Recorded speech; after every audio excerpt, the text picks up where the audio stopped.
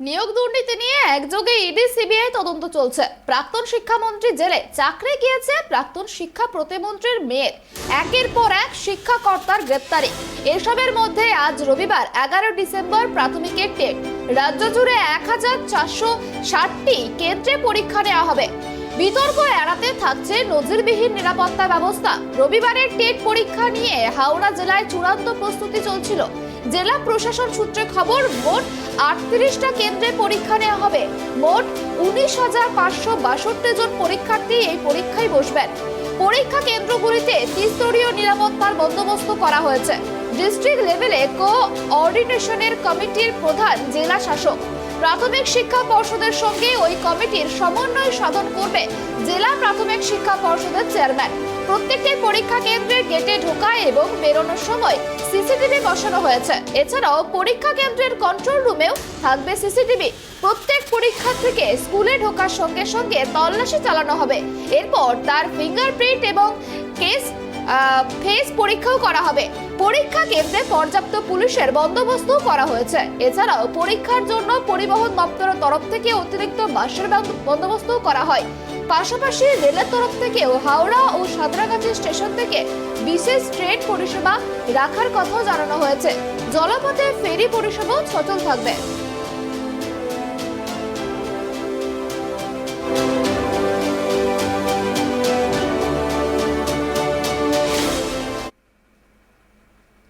এবার সরাসরি চোখ রাখবো আলিপুরদুয়ারে।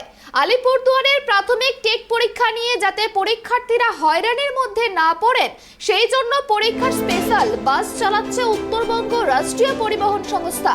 ইতিমধ্যেই 6টি বাস চা বাগান সহ প্রত্যন্ত এলাকায় রওনা দিয়ে দিয়েছেন। আলিপুরদুয়ারে খোলা হয়েছে কন্ট্রোল রুম।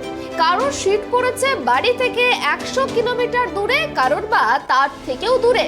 তাই সময় মতো পরীক্ষা কেন্দ্রে পৌঁছতে সাত সকালে বেরিয়ে পড়েছেন পরীক্ষার্থীরা। বিগত বেশ কিছু পরীক্ষায় প্রশ্নপত্র ফাঁস করার ঘটনায় শঙ্কিত তারা। পরীক্ষার্থীরা আশা করছেন এবার নির্বিঘ্নে হোক টেট পরীক্ষা।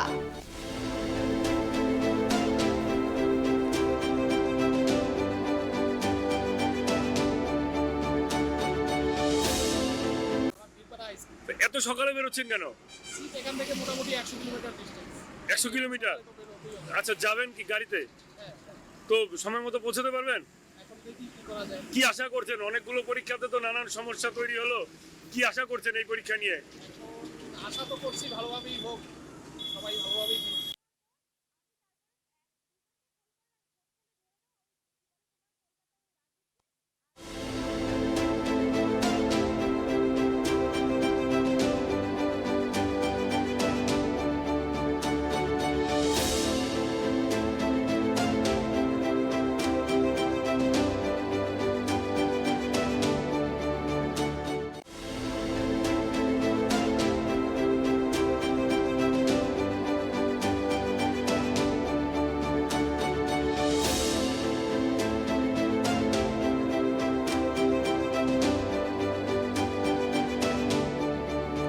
প্রায় 5 বছর পর টেট পরীক্ষা চলছে। আর এই টেটকে কেন্দ্র করে একেবারে হুলুস থুলুস কাণ্ড সমস্ত জায়গায়।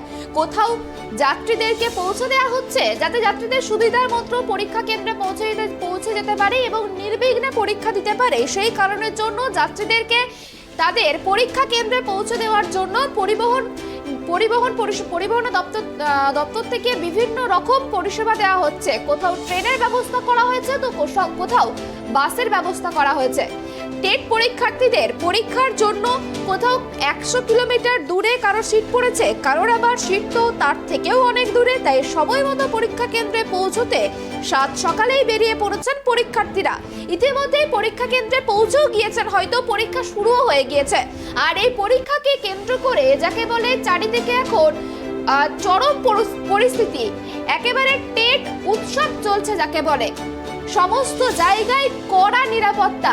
ইতিমধ্যেই গতকাল সাংবাদিক বৈঠক করেছিলেন পর্ষদ সভাপতি গৌতম পাল। তিনি জানিয়েছিলেন, পর্ষদ সভাপতি জানিয়েছিলেন গতকাল সাংবাদিক বৈঠকে যে যতক্ষণ টেট পরীক্ষা চলবে ততক্ষণ প্রশ্নপত্র যাতে ফাঁস না হয় তার জন্য প্রশ্নপত্র যাতে ফাঁস না হয় তার জন্য ইন্টারনেট পরিষেবা বন্ধ থাকবে।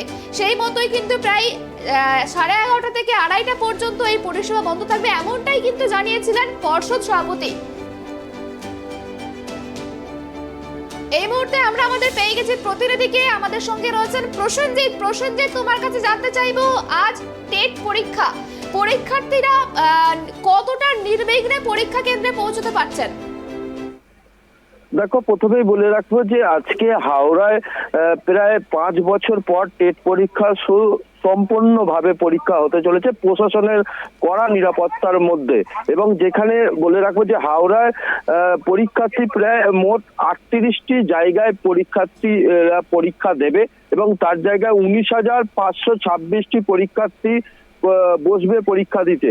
সেই কেন্দ্রগুলো নিশ্চিত করা হয়েছে, নিরাপত্তায় পুরোপুরি ভাবে মুড়ে ফেলা হয়েছে। প্রত্যেকটা পরীক্ষা কেন্দ্রে সিসিটিভি ক্যামেরা এবং তার সঙ্গে পরীক্ষার যে মেন যে জায়গা, সেই জায়গায় মূলত সিসিটিভি ক্যামেরা থাকবে।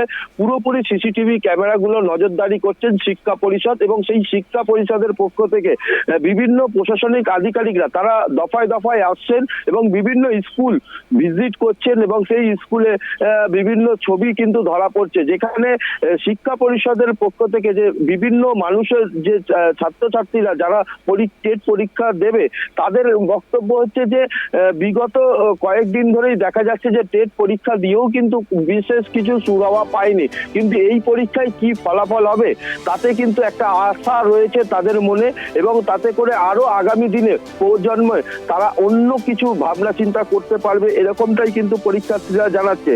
কিন্তু ঢোকার সময় যেগুলো হচ্ছে বিশেষত নজরদারি দেওয়া হচ্ছে, মেটাল ডিটেক্টর দিয়ে তাদের গোটা শরীর পরীক্ষা করা হচ্ছে।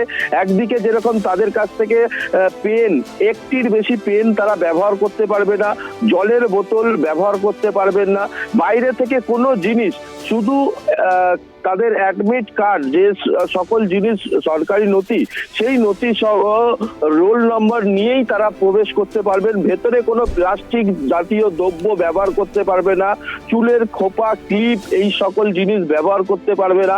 এই যে সকল কড়া নিরাপত্তা প্রশাসনের পক্ষ থেকে বারংবার ধরে প্রত্যেকটা গার্জেনদের এবং প্রত্যেকটা পরীক্ষার্থীদের তাদেরকে বারংবার করে বুঝিয়ে দেওয়া হচ্ছে গেটের ভেতরে, এবং তাতে করেও যদি কোনো রকম ভুলবশত ধরা হয় তাদের জন্য গেটের সামনে দ্বিতীয় চেকিং এ সেখানে মেটাল ডিটেক্টর দিয়ে চেক করে তাদের পরীক্ষার হলে বসানো হচ্ছে এবং সেখানে শিক্ষা পরিষদের আধিকারিকরা তারাও উপস্থিত থাকছেন এবং সেখানে রয়েছে আরো বিশিষ্ট পুলিশ আধিকারিকরা, উচ্চ স্তরের আধিকারিকরা, একটি এসআই পদে মর্যাদিত একটা অফিসার থাকছেন সেখানে। 24 যতক্ষণ পরীক্ষা চলবে প্রায় 12টা থেকে 3টে পর্যন্ত, সেই 2টো পর্যন্ত, মাফ করবেন, এবং সেই জায়গাগুলোতে মূলত কড়া নিরাপত্তায় পুরো এলাকায় হাওড়ার যে সকল এলাকা রয়েছে 38টি স্কুল, সেই 38টি স্কুলে মূলত সমস্ত কিছু ব্যবস্থা রয়েছে। একেবারে প্রসেনজিৎ, আচ্ছা রাস্তার পরিস্থিতি কি, রাস্তাঘাটের পরিস্থিতি কি, কতটা যানজট তৈরি হচ্ছে রাস্তাঘাটে? দেখো, প্রথমে বলে রাখবো যে যানজটের যেরকম ট্রাফিকের, হাওড়া সিটি পুলিশের যে ট্রাফিক আধিকারিকরা রয়েছে তারা রীতিমতন সাঁতরাগাছি ব্রিজে যেহেতু কাজ হচ্ছে সেখান থেকে সাঁতরাগাছি স্টেশন লাগোয়া যে স্কুল বা কলেজগুলোর উপরে যে পরীক্ষা কেন্দ্রগুলি করা হয়েছে সেখানে মূলত তারা এক্সট্রা গাড়ি দিয়ে রাখা হয়েছে এবং সেখানে করে পরীক্ষার্থীরা দ্রুততার সঙ্গে পৌঁছে যেতে পারে স্কুল বা যে কোনো গন্তব্যস্থলে। এবং যে স্কুলগুলো একটু দূরে পড়েছে সেইগুলোর কাছাকাছি সাঁতরাগাছি স্টেশনে বিশেষ ট্রেন চালানো হচ্ছে রেল আধিকারিকদের পক্ষ থেকে, এবং হাওড়া স্টেশনেও সেরকমটাই দেখা গেছে যে সেখানেও কিন্তু বিশেষত আধিকারিকরা তারা ট্রেন চালাবার পরিস্থিতি নিয়েছে এবং ট্রাফিকের পক্ষ থেকে বিভিন্ন যে ট্যাক্সিগুলো রয়েছে সেই ট্যাক্সি কিন্তু ব্যবহার করার জন্য তারা লাইনে অনবরত রাখিয়ে দিয়েছে এবং তাদের সঙ্গে যে কোনো রকম কোনো জ্যাম যদি হয়, কোনো জায়গায় যদি লেখা থাকে যে টেট পরীক্ষার্থী, তাতে করে কিন্তু রীতিমতন তারা ব্যবস্থা নিচ্ছেন যে তাদেরকে দ্রুত গন্তব্যস্থলে যে স্কুলে পৌঁছাবে সেই স্কুলে কিন্তু তাদেরকে পৌঁছে দেওয়া হচ্ছে। প্রসেনজিৎ, গতকাল পর্ষদ সভাপতি সাংবাদিক বৈঠকে বলেছিলেন যে যতক্ষণ টেট পরীক্ষা চলবে ততক্ষণ ইন্টারনেট পরিষেবা বন্ধ থাকবে, সেটা কতটা কার্যকর হয়েছে? দেখো একেবারে তো স্কুল যে সকল স্কুলগুলো রয়েছে হাওড়ার বিভিন্ন প্রান্তে তারা একটি হাই অ্যালার্ট জারি করা হয়েছে এবং সেখানে একটি করে জামার বসানো হয়েছে প্রত্যেকটা স্কুল চত্বরে।